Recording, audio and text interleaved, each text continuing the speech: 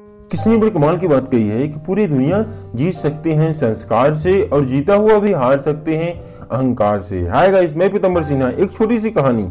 ये कहानी है श्याम की, जो 20 साल का लड़का था। उसके पिताजी होटल पर काम करते थे।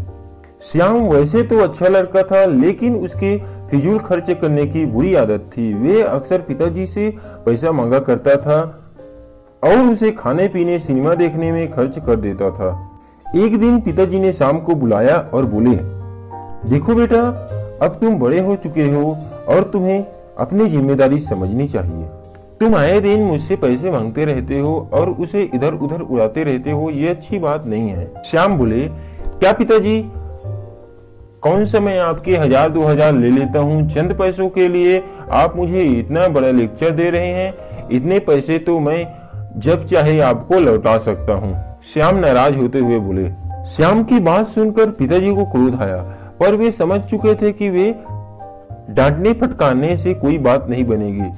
इसलिए उसने कहा, ये तो बहुत अच्छी बात है। ऐसा करो कि तुम मुझे ज्यादा नहीं, बस 100 रुपए रोज लाकर दे दिया करो।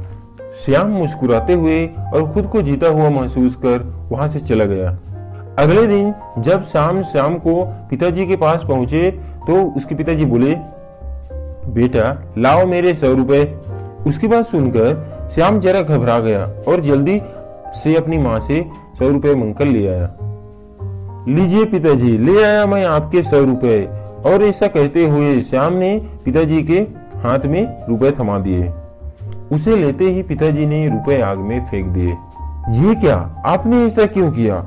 श्याम ने हैरानी से पूछा। पिताजी बोले, तुम्हें इससे क्या? तुम्हें तो बस 100 रुपए देने से मतलब होना चाहिए। मैं इसे चाहे जो करूं। श्याम ने ज्यादा बहस नहीं की और वहां से चुपचाप चले गए। अगले दिन जब पिताजी ने उसे 100 रुपए मांगे तो उसने अपनी दादी माँ से मांगकर दे दिए। कई दिनों तक यह सिलसिला चलता रहा। वे रोज किसी दोस्त यार या संबंधी से पैसे लेकर पिताजी को देते और पिताजी उसे आग की भट्टी में फेंक देते। एक दिन ऐसा आया जब हर कोई उसे पैसे देने से मना कर दिया। श्याम चिंतित होने लगा। अब वे पिताजी को 100 रुपए कहाँ से देगा? उसे कुछ समझ नहीं आ रहे थे कि वे क्या करे। पैसे न देने की शर्मिंदगी वो नहीं उठाना चाहते थे। वे घर से बाहर चले गए पैसे जुगाड़ने के लिए। कुछ दूर चलने के बाद उसे एक बिल्डिंग बनता हुआ दिखाई दिया। वहां वो जाकर वहां के सुपरवाइजर से काम मांगने लगा। सुपरवाइजर उसे सीमेंट उठाने का काम दे दिया गया। दिन भर काम करते हुए वह लड़का थक गया था। उसके हाथों में छाले पड़ गए थे, पसीने से लथपथ हो गए थे। खैर, किसी तरह उसने अपना काम पूरा किया और जिंदगी में पहली बार पैसा कमाया। दिन भर काम करवाने के बाद सुपरवाइजर उसे 100 रुपए दिए। शाम को आज भी बड़े गर्व के साथ पिताजी के पास पहुंचा और उसकी हथेली में 100 रुपए थमा दिया। रोज की तरह पिताजी ने रुपए लेते ही उसे भट्टी में फेंकने के लिए हाथ आगे बढ़ाया। रुकिए पिताजी, श्याम पिताजी का हाथ थामते हुए बोला, आप इसे नहीं फेंक सकते, ये मेरी मेहनत की कमाई है। और श्याम ने पूरा वाक्य सुनाया। पिताजी आगे बढ़कर अपने बेटे को गले से लगा लिया। देखो बेटा, इतने दिनों से मैं रुपए आग की भट्टी में फेंक रहा था, लेकिन तुमने एक बार भी मुझे नहीं रोका। आज जब तुमने अपनी मेहनत की कमाई को आग में जाते देखा तो एकदम से घबरा गए।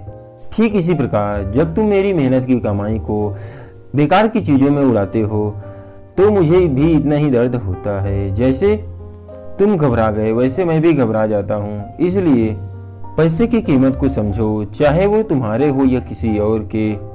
कभी भी उसे फिजूल खर्चे में बर्बाद मत करो। श्याम पिताजी की बात समझ चुका था।